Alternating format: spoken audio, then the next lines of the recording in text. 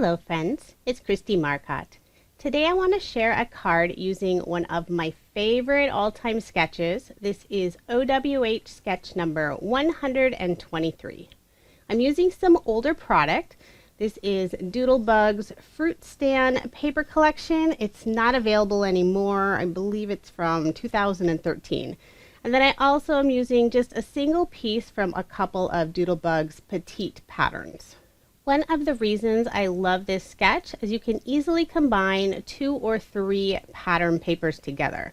So for this card I have the busier pattern for the background, a bunch of tiny little strawberries and flowers. And then I have 2 tone-on-tone or muted patterns for the other 2 pieces.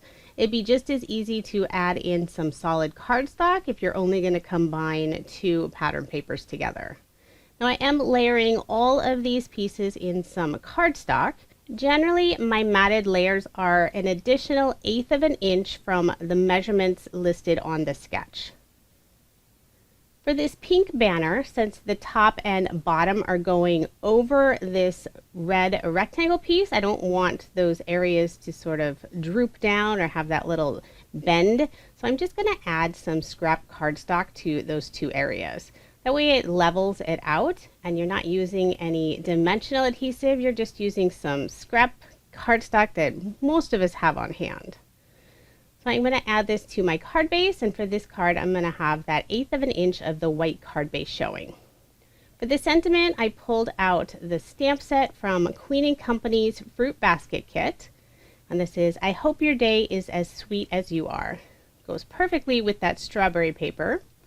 And now I'm using some of Love from Lizi's pink holographic peel-offs. I love the color of these, they're super sparkly. So I'm using the widest width and just making a little frame around this sentiment box.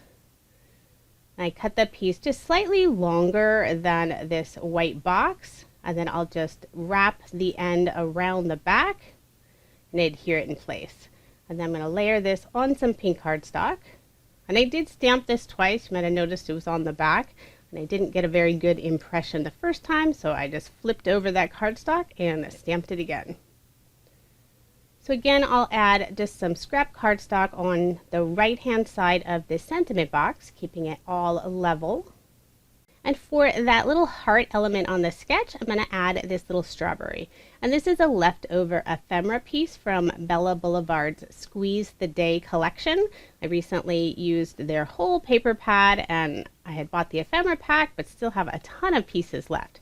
And even though this is Blvd and the paper is Doodlebug, they actually match really nicely together. So I am popping up that strawberry, and I'm using 2 different thicknesses of dimension. Since the bottom corner of the strawberry is going over the sentiment, I'm using a thin foam square, and then for the rest of the strawberry, I'm using my regular foam dimensional tape. And now just to add a little finishing touch to this card, I pulled out Honeybee Stamps Gem Stickers, some really pretty pink color, and I'm adding 3 of them underneath that red box. Thought about adding them to the strawberry, but I changed my mind. And then just last thing, I'm going to add some shimmer to the strawberry. And I'm using Nuvo's Shimmer pen just in the clear color. And there is my finished card. This is such a fun and easy sketch to use. I thought this sketch would be a fun challenge for anyone that wants to join me. If you have an Instagram page, use the hashtag kristiescardchallenge so I can see your cards. I have this sketch on my blog as well as my Pinterest page. Links to both of those are in the description box below.